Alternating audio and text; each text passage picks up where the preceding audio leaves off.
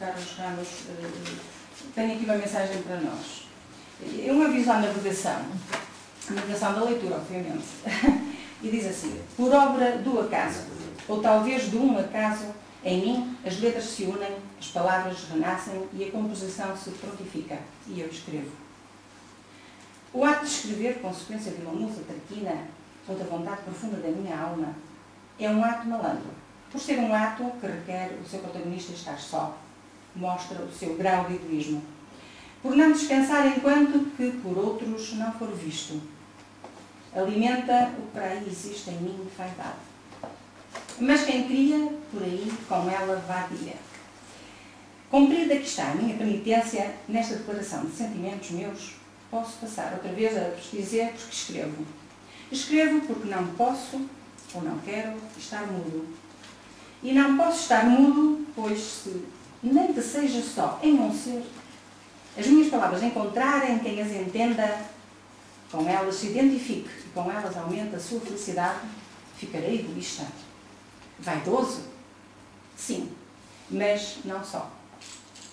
Não ficarei só, portanto. Que a leitura do que a seguir vem seja para vós um desfrute. Bem-ajam. E é realmente um desfrute. Quem escreveu é Carlos Sousa Ramos neste aviso à navegação, conforme eu dizia, e então ele, da parte de trás do livro, não se deve começar por trás, mas realmente eu comecei, e tenho aqui um poema que eu não posso deixar de ler, chama-se Viver, e diz tudo sobre a vida, sobre o que é a vida. É muito condensado e muito profundo no seu conteúdo, na sua mensagem. No final, compreendeu, não sem sentir, o quanto lhe doeu aquele algo que lhe dizia que sempre que se calava, se ajudava, que sempre que sorria, se descobria, que sempre que amava, se dava, e que sempre que via que havia um melhor caminho, se encarregava o destino do menino em lhe dizer como era bom viver. Carlos Ramos, parabéns.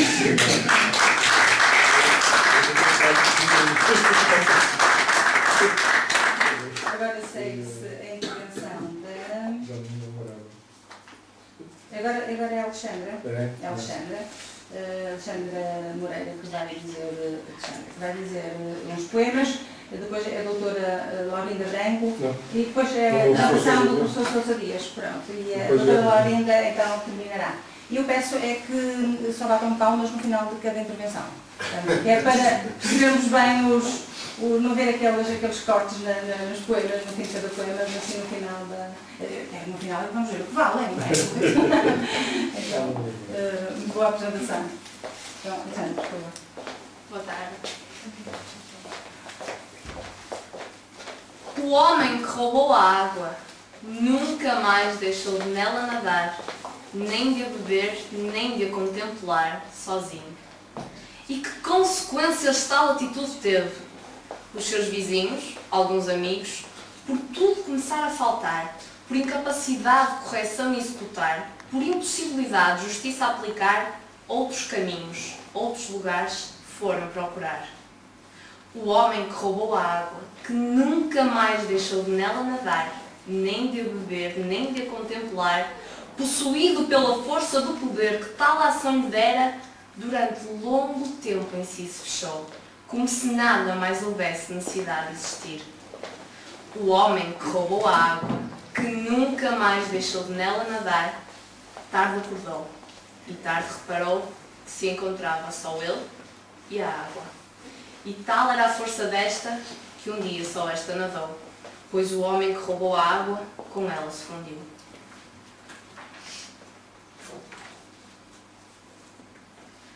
E eu vejo, oh, como eu vejo, que tu já não me aceitas mais, porque já mostras por demais que me teres não é teu desejo.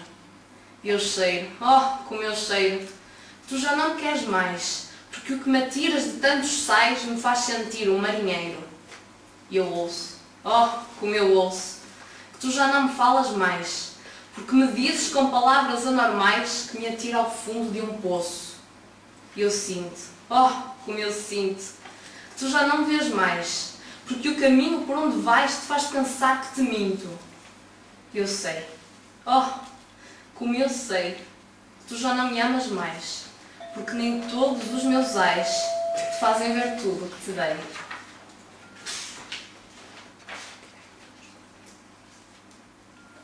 Oh, como eu tenho de estar preparado. Preparado para a viagem que não terá qualquer paragem, a não ser quando, depois de libertado, atravessar a porta do destino. Oh, como eu quero estar preparado. Preparado para a viagem que muitos já fizeram, tendo os seus medos trespassado e confirmado que a porta não é uma miragem. Oh, como eu tenho de estar preparado.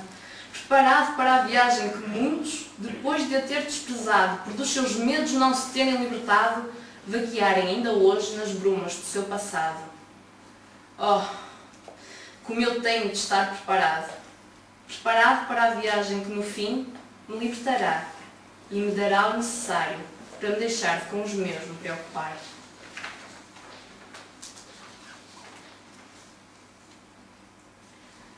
Por aqui não há nada de novo. Estamos todos capacitados e de veras embrenhados a chocar o nosso ovo. Se tal tarefa ou desígnio a todos trará benefício, só quem há de vir nos dirá se não andamos a fugir do que é preciso fazer, para que ninguém possa depois dizer que não pôde vir a ter o que verdadeiramente é preciso ao ser. Ser que não aceitando a batuta, nem se integrando na orquestra, faz o mestre que intensamente labuta perder-se na sua palestra. Palestra que é preciso escutar, para nos preparar para aceitar o quanto é preciso trabalhar para os outros receberem o que temos para dar.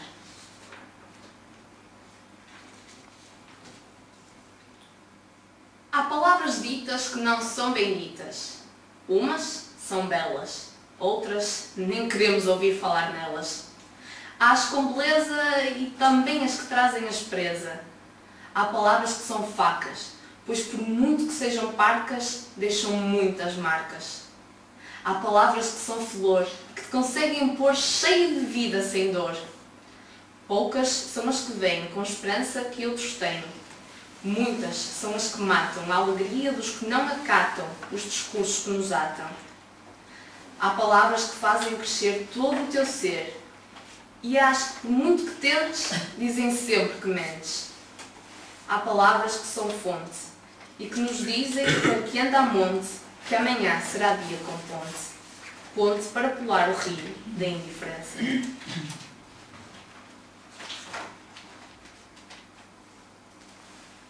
Eis as palavras enroladas, tão bem amadas, repletas de puras mentiras e escritas em pequenas tiras de papel amarfanhado. Eis as palavras dadas, tão bem embrulhadas, repletas de puros enganos e escritas em pequenos panos de aspecto perfilado. Eis as palavras malditas, tão bem ditas, repletas de puros dramas e escritas em pequenas damas de coração mal amado. Eis as palavras cortantes, tão bem andantes, repletas de puras vaidades e escritas em pequenas vontades de perfil mal armado. Eis as palavras fatais, tão bem letais, repletas de puras celeumas e escritas em pequenas almas de caráter mal formado. Obrigada.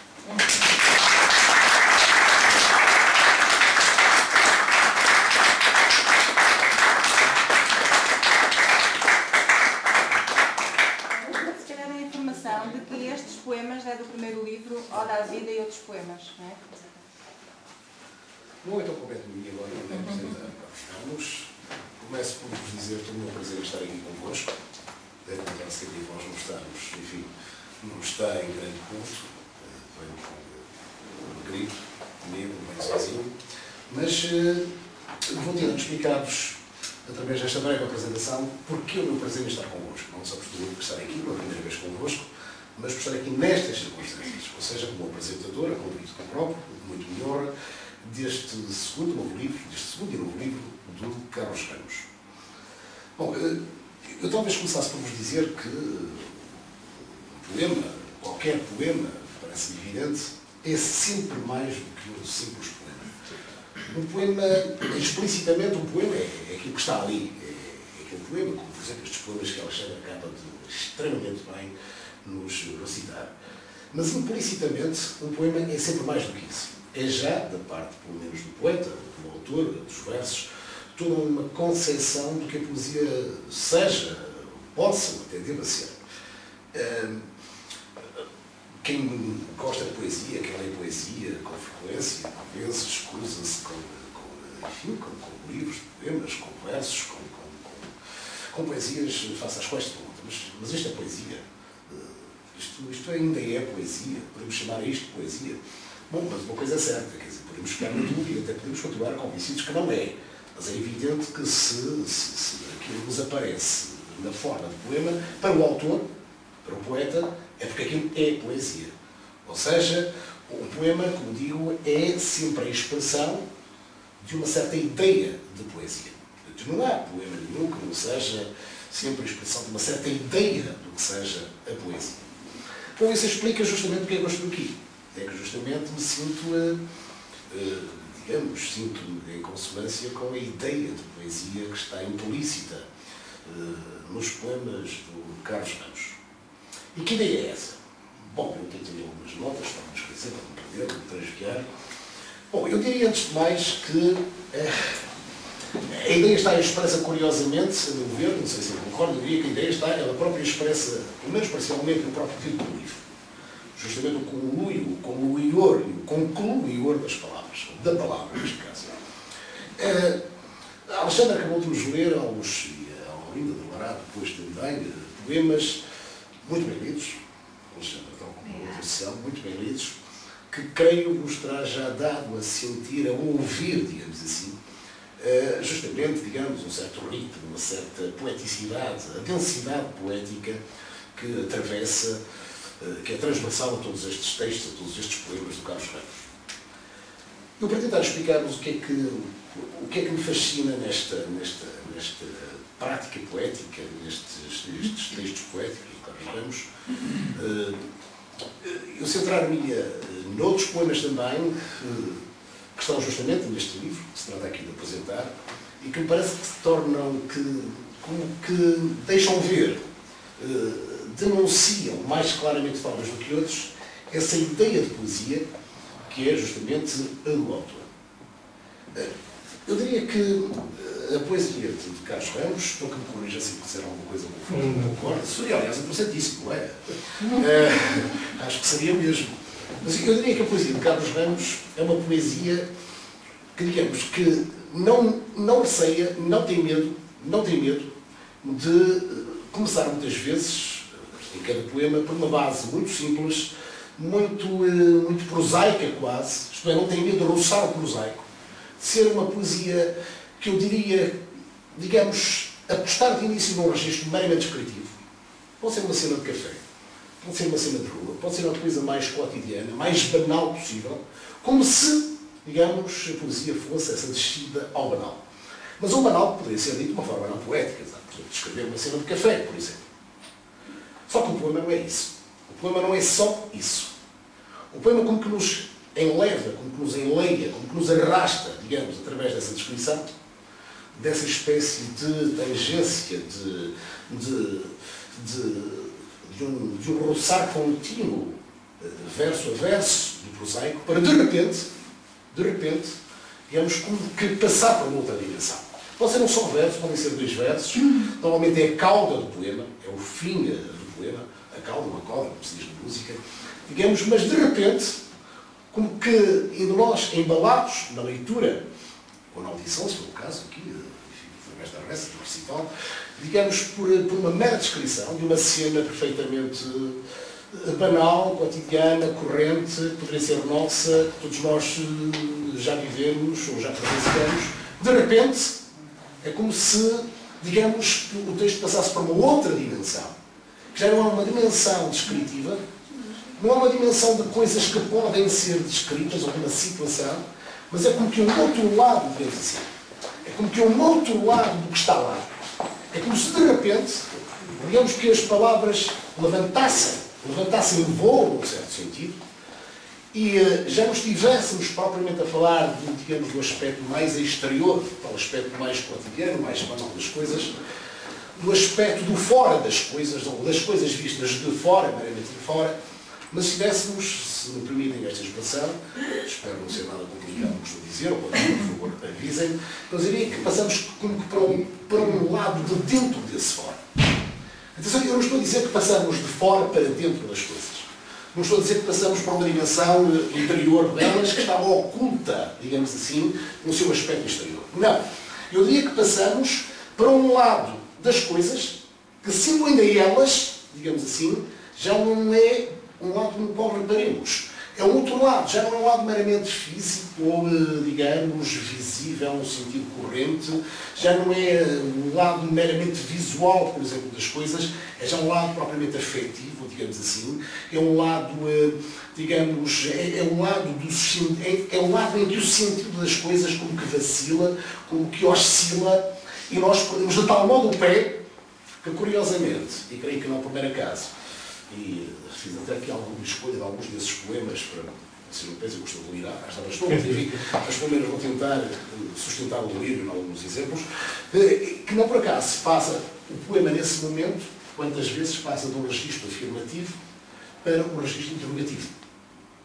Exato, para um registro em que o próprio poema como que reconhece que já não tem nada a dizer, nada a descrever, mas tem que nos apresentar ali como uma ambiguidade, uma vacilação de sentidos, que justamente nos faz, digamos, perdendo o pé, entrar numa outra dimensão das coisas, numa outra dimensão do cotidiano, da cotidianidade que está ali como que, enfim, descrita, e de nós próprios. Ora, justamente o movimento poético nestes textos, a meu ver, é essencialmente isso. A poesia para Carlos Ramos parece uma poesia rente, passa a expressão rente, digamos, ao comum, rente mesmo ao banal, ao cotidiano, ao prosaico, justamente, mas justamente para quanto mais toca esse prosaico, mais o arrastar num movimento súbito, brusco, em que aquilo que é a nossa realidade prosaica se torna de súbito, ganha como que de súbito, digamos assim, uma dimensão poética, uma dimensão afectiva ou emotiva, ou uma dimensão interrogativa que nos surpreende. Eu gostaria de vos dar justamente alguns exemplos. Por exemplo, o poema da página 57, que eu creio que justamente é este que está aqui no convite. Aliás, não sei porquê, não sei exatamente porquê, mas é um poema lindíssimo que não é referido. É uma fixação, não sei. Eu só soube isso quando o Carlos Ramos me disse, olha que este também é um poema preferido do professor Sousa Dias. E é uma bela coincidência. Deste livro. Sim, deste livro. Eu considero que o Carlos Ramos tem poemas lindíssimos no livro anterior. No livro anterior também. Normalmente aqueles que a Alexandra aqui maravilhosamente leu. Exatamente. Bom, depois desse livro, se o primeiro é assim, digamos, como é que será o segundo? É este. Vamos hoje descobrir, não é? Reparem, eu vou ler-vos, aliás, quando vocês têm convite, pode seguir a leitura. Eu não sou grande reclamador, confesso que não, mas enfim, conheço o poema, Alexandre. A pessoa vai ler. Laurinda? Vai ler. Vai, pronto. Então é melhor eu ser muito breve, de facto, já que não pensar aqui as pessoas, já que está previsto. Esse não vai ler. Já agora vou ser muito rápido, não é? Depois, vá lá, pelo menos isto também me dá uma certa vontade. Não é que eu leia mal, quer dizer, vocês garanto-vos que vão ouvir, vai ser maravilhosamente lido por isto. Portanto, enfim, a Laurinda corrige as minhas asneiras. Mas enfim. Mas repare, isto é um poema que aparentemente é uma mera descrição de uma poesia. É uma mera descrição de uma cena banalíssima com que qualquer um de nós pode topar ao entrar no café, sei lá, olhares trocados, fugidios, com medo de serem devorados, pele branca, transfigurada, pelo que enquanto se sente, agarrado se fica, e o tempo passa. Para a noção de que é como se, verso a verso, traço a traço, fosse como que desenhando, digamos assim, um quadro. E uma descrição é isto. E o tempo passa, e o computador pousado na mesa, e ao lado do café, e os gestos incertos, e os dedos frenéticos, e de repente, pergunta-se, e no teclado que se escreve? Agora reparem, o olhar ou o seu desejar? Ou seja, passamos de repente de um plano em que tudo é... Temos uma descrição que eu diria banal de uma realidade banal. Uma descrição que sabe que o poético não está nisso, o poético está justamente no arrastamento disso tudo, para uma interrogação final, que é o que é que se escreve naquilo que esse alguém observado, provavelmente não consciente de ser observado, o que é que está a escrever naquilo que ele escreve. Seja o que for que ele escreve o seu olhar, aquilo que ele olha, ou um desejo por detrás desse olhar. Por detrás desse olhar. O olhar é qualquer coisa que todos nós vemos. Aquilo que, digamos, comanda esse olhar é qualquer coisa que escapa àquilo que vemos. É tal passagem para outra dimensão. Exatamente essa passagem, exatamente o momento em que a descrição resvala para um plano indescritível, em que, digamos, nós passamos do plano do sensível, digamos, chamemos-lhe assim, daquilo que podemos ver, ouvir, observar, para um plano da sensação, de uma sensação que está para lá do sensível, daquilo que há pouco chamava o plano afetivo, digamos assim. Um plano que já não é propriamente físico, no sentido de visível, mas, desculpem o palavrão, no início profissional, o plano, quase diria metafísico, digamos assim. O que é que se esconde naquele olhar? O que é que se está a escrever? É exatamente esse arrastamento que me parece que, digamos, que conluia as palavras no fim, no sentido de as transformar de uma descrição quase praticamente prosaica, justamente numa composição poética. Não é caso único, aliás, desculpem aqui este recurso, mas há um poema mais longo, prometo não ler todo, senão não mexer aqui, embora só tenha 2 páginas, é um poema que, enfim, nas páginas 64 e 65, não sei se o Laurindo também vai ler esse. Não. Não. Bom, é um poema que eu diria que formalmente é muito semelhante informalmente. Não no que diz, mas, digamos, nesta organização é muito semelhante ao anterior. É uma descrição. À minha frente, cá está mais uma vez a cena de café. Não quer dizer, atenção, que os Carlos Ramos só nos falam de cena de café. Bom, à minha frente, uma mulher sentada em mesa de café. Para trás estica na cadeira, de mesa, para a frente se debruça, cotovelos bem assentos, e fala. E vai por aí fora, quer dizer, vai-se escrevendo. É como se houvesse aqui digamos, é como se fosse uma cena de filme, se assim quiserem, uma cena de filme em que vemos uma personagem que não vê, que é vista sem ser vista, presume-se. E de repente, a descrição como que de súbito, como digo, digamos, é como que arrastada por uma linha, digamos, uma linha de fogo, uma linha, digamos, um sopro, justamente um sopro poético, que arrasta toda a descrição para qualquer coisa que já não é descritível, para qualquer coisa que já não é propriamente declarável, mas meramente interrogável. Frustrado me fico, e é uma questão, justamente eu me prontifico, porque não consigo ver com quem essa mulher lá está.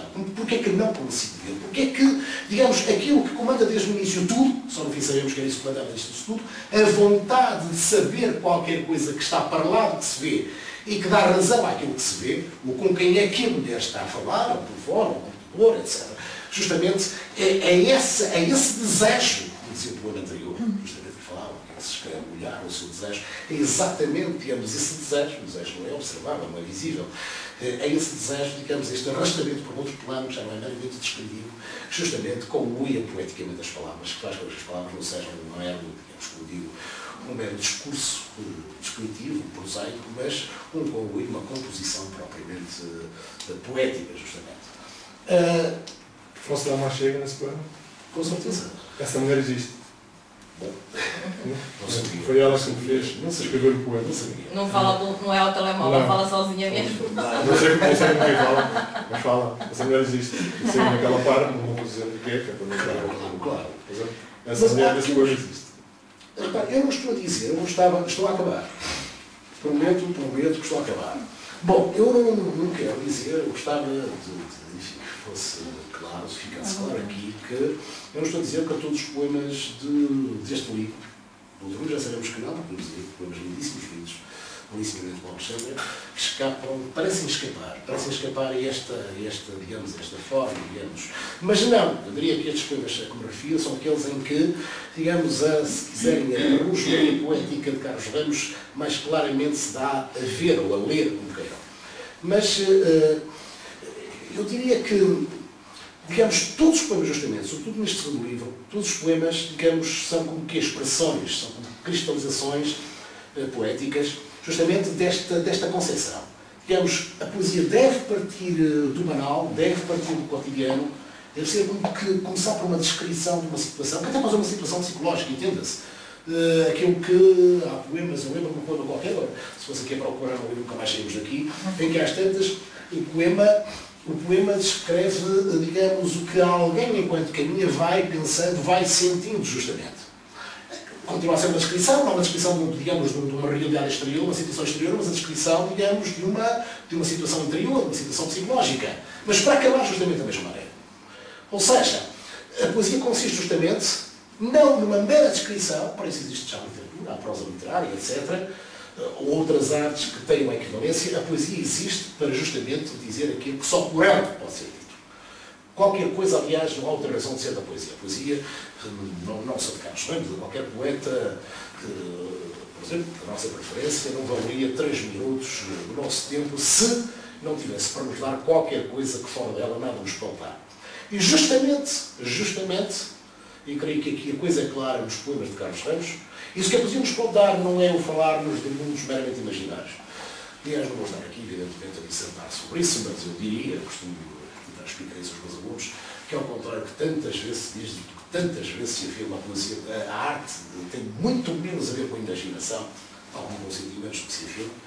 A arte não existe para digamos, nos fazer fugir ao mundo real, digamos, compensando-nos com mundos imaginários. Pelo contrário, digamos, o imaginário, quando lá está para ser uma espécie de comutador do regresso nosso mais intenso, mais alerta, mais sensível, mais lúcido à própria realidade, ao real propriamente dito, justamente.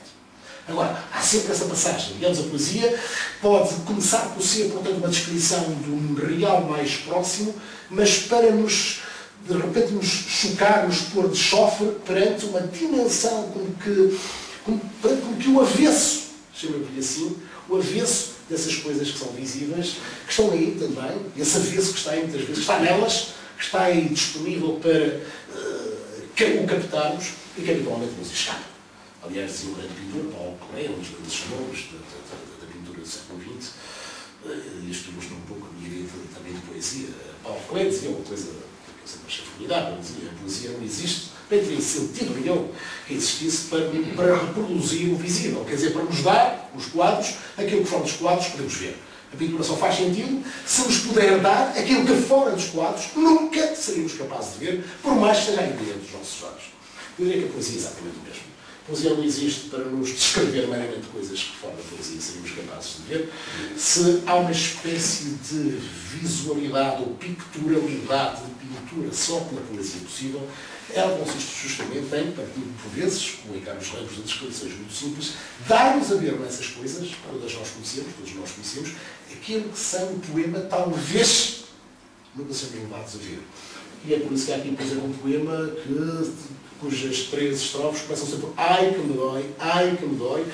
Bom, não vou dizer-vos o que é que dói aqui, mas não é por acaso que o que dói na primeira estrofe é o peito, o que dói na segunda estrofe é a mão, peito, mão, coisas físicas, o que dói na terceira estrofe final, e dá sentido ao poema, é a alma, justamente.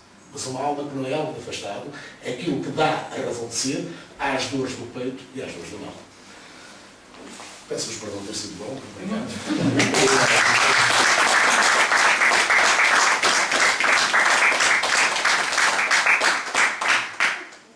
À espera. Não te godou. Mas de quem comigo vai com a mente cheia de palavras embrulhadas, esgoto o tempo que me resta. Ocupado a descobrir o que dentro do embrulho está, preocupado em dar sentido ao descoberto, só estou presente quando o relógio na torre não está ausente.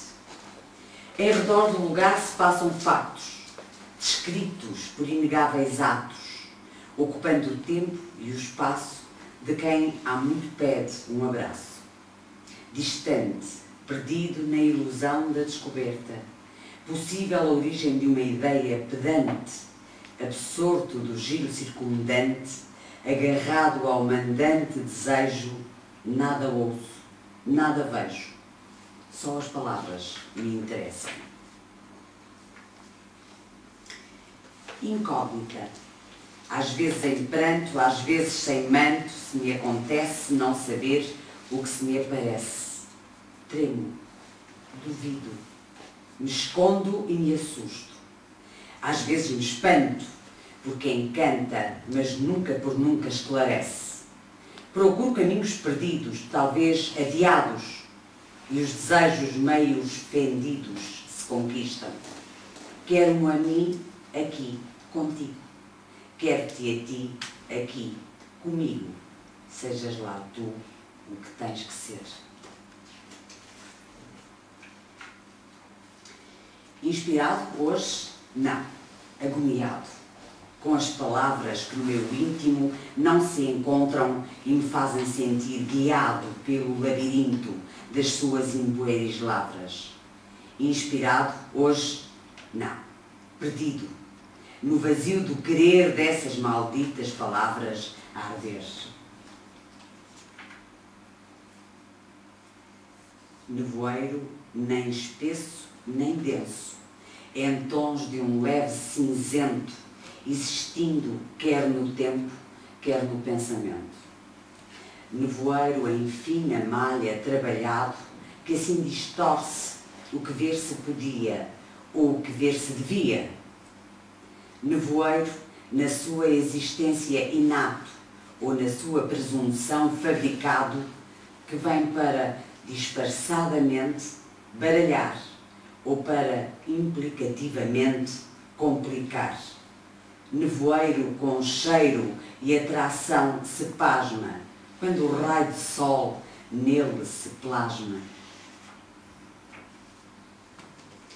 Caminhando no vazio, indo em direção a lugar nenhum, prendendo-se na azia do fastio, a mente trabalha em sentido inverso, querendo chegar sem partir, rodando em torno de um fixo ponto, deslumbrando-se com o que ainda há de vir. A mente se atrapalha com o reverso, fixando-se na janela que está fechada, desejando abri-la a qualquer custo, ansiando encontrar-se para além da fachada, a mente se baralha com o perverso, construindo o destino que não quer ter, misturando as palavras que do nada se constroem, fugindo da imagem, poderá vir a ser, a mente se refugia no eterno verso.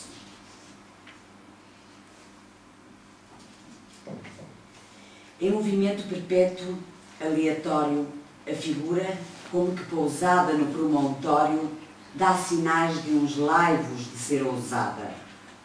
Não pelas palavras que profere, que nos vão chegando acanhadas e que com alguma dificuldade são acarinhadas, mas pelo gesto arisco, mostrando no ar que gosta de abocanhar o risco e que, estranhamente, não tem vergonha de penetrar na nossa alma e mente.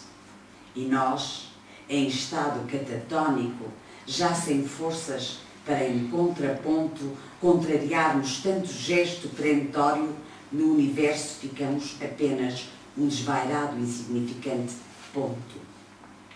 Assim se construindo o movimento que se quer eterno e circular, se esforça o contraditório em andar, tentando desfazer a todo momento essa persistente existência e passar a agir com coragem e feitio, afastando a pesada aragem de todo e qualquer fastio, trazendo abusivas tempestades que nos levarão por mares até ao porto das nossas vontades. Cansado me sento à beira da areia, olhando o mar, que ora manso, ora turbulento, vem beijar as margens da minha indiferença. E ao meu lado me imitam outras veias pela metade do meu querer, que vagueia pelo vento, perturbada pelo barulho que fazem e que me desviam da minha crença. Ai, seres desgraçados que só para si querendo se esquecem da existência de outros desejos, alterando a eficácia do silêncio que se vai perdendo, aumentando o desaparecimento de outros ensejos. E o que ouço, senão histórias perdidas no tempo de uma vida de veras fendida, contendo viagens imaginadas e promessas inconsistentes, tentando construir o livro de brancas páginas obesas, amplamente ficcionadas. E se ao menos fosse uma de cada vez? Há quem diga que o verso tem de ser tema. E que há quem, só de nisso pensar, logo tema. Há quem diga que o verso que não tem a rima não prima. E há quem o escreve, livre e aberto, dizendo que só assim ele se afirma. Quer seja consistente ou incongruente, mostrando não ser, em qualquer caso, temente, só as suas palavras nos poderão dizer se será verso para sempre.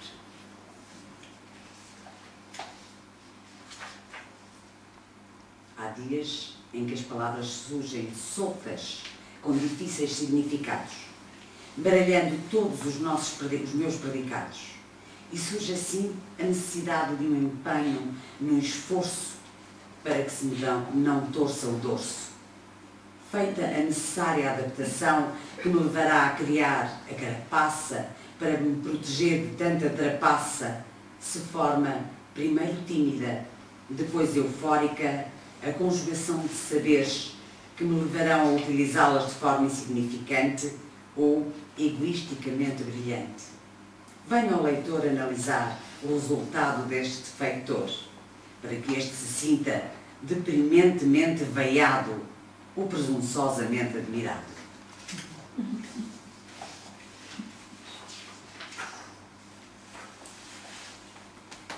Olhares trocados, fugidios, com medo de serem devorados. Pele branca, transfigurada pelo que com o que se sente agarrado se fica. E o tempo passa. E o computador pousado na mesa. E ao lado, um café. E os gestos incertos. E os dedos frenéticos. E no teclado, o que se escreve? O olhar ou o seu desejar?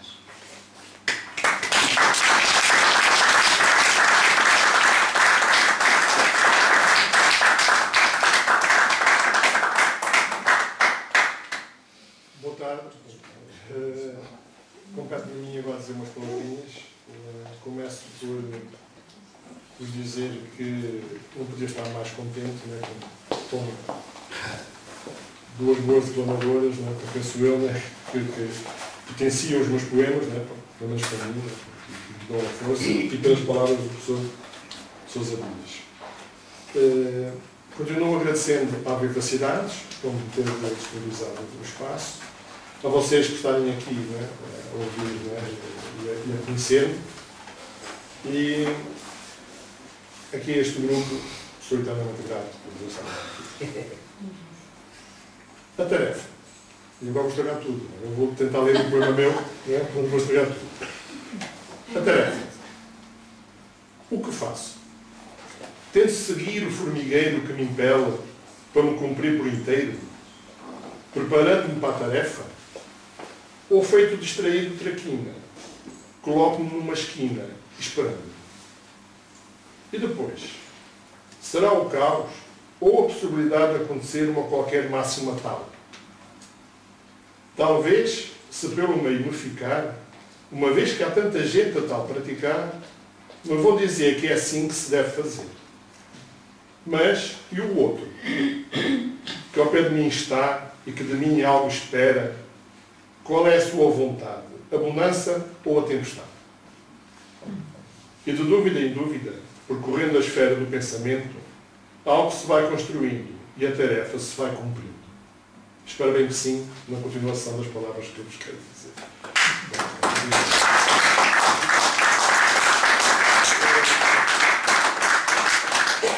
Pronto, eu não gosto muito de falar sobre as obras, nem em si, do que fez escrever, ou do que está lá. Portanto, há duas coisas que eu vou tentar transmitir. Uma, quem é que eu sou, para quem não me conhece ainda, não é? Pronto, e a segunda é o que é que significou para mim o projeto de concluir com o apoio da palavra.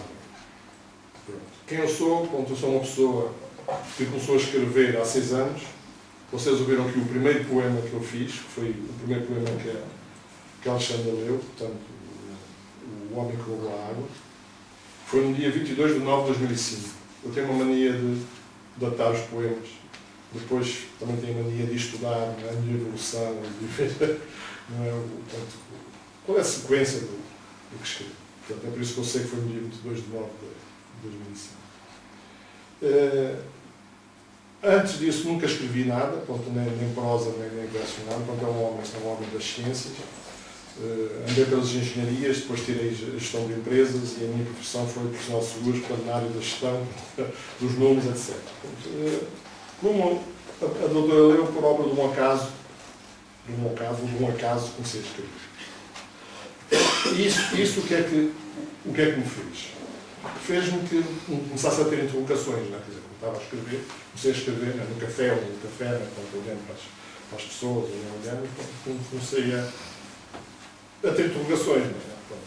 O que escrevo, o que é que escrevo, o que escrevo, e que se o que escrevo é meu, é fruto da minha experiência, não é?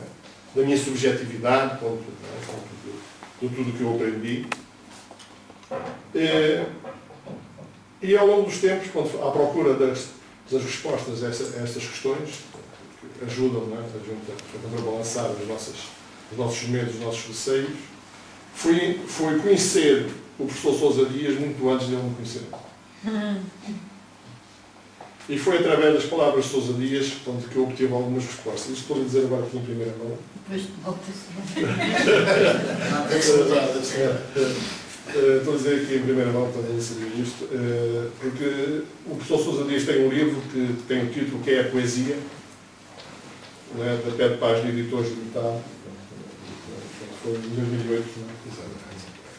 E foi lendo esse livro que eu fui encontrando algumas respostas às questões que eu já vos disse aqui. E se me permitem, eu vou ler excertos desse livro para darmos as respostas. Isso é uma ameaça. Isso é uma ameaça. Ameaça de quê? É porque o seu texto é preciso experiência para ler. Poesia e experiência. Como equacionar estes termos? Uma das minhas questões é a experiência mais famosa. Poesia da experiência ou a experiência da poesia. Isto é, a experiência como poesia ou a poesia como experiência. Poesia é experiência, o que não equivale a afirmar, mas antes a negar, que ela seria a expressão literária do vivido, das experiências vividas. Toda a poesia traz consigo uma assinatura, um nome próprio, um rosto de poeta. Mas o rosto de um poeta é um rosto feito de 1000 rostos, onde cada ser poderá reconhecer-se. Não há poesia subjetiva, poesia que seja o rosto ou a voz do sujeito que a escreve, salvo, como é óbvio, a má poesia. Espero que não seja. A poesia é a linguagem. O poema fala, mas fala em seu próprio nome, ou como a fala de um sujeito fictício, de um sujeito impessoalizado pela linguagem, pela experiência poética e poética da linguagem. Aliás, é essa impessoalidade do poema, o facto de a voz poética não ser subjetiva, de em rigor já não ser a voz de ninguém, que permite ao poema encontrar outros, tornar-se a voz dos outros, ser por outros apropriado como seu. Isto é um desejo meu, que está aqui muito bem expresso pelo professor Sousa Dias.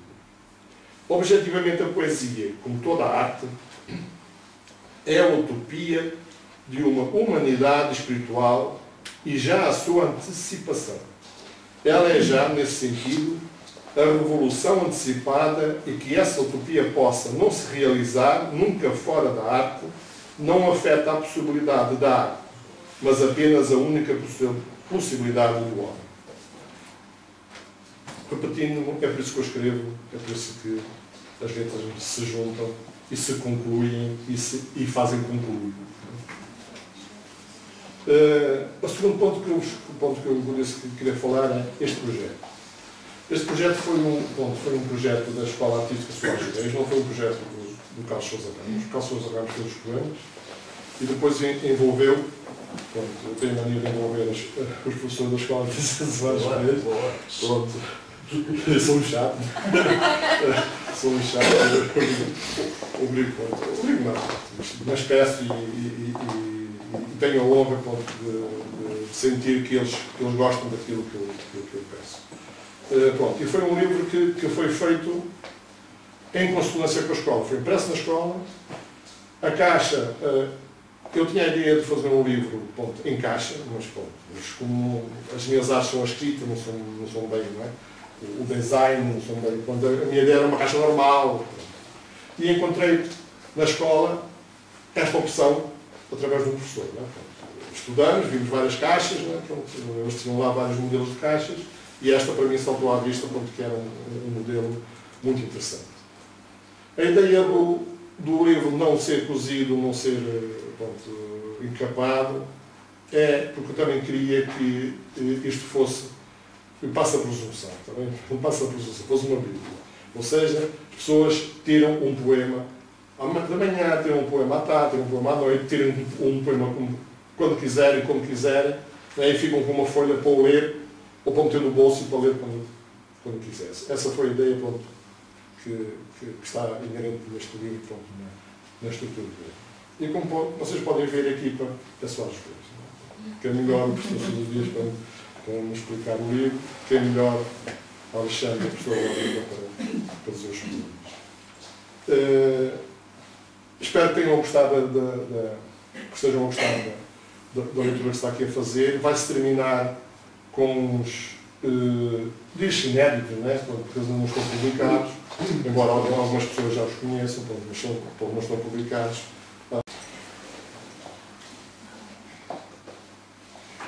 Tenho um olhar por vezes fere, que por vezes quer amar. Tenho dias com melodias e noites escuras, onde procuro coisas obscuras. Tenho um caminho a percorrer autoritário, mas não amando, cego, de quem não me quer ver. Tenho o que queria e o que não devia, mais o vazio do que pedia.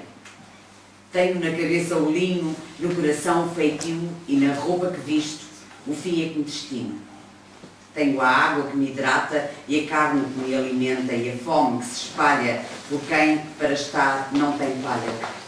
Tenho o choro e a alegria do ser que transpira pela vida que lhe aspira.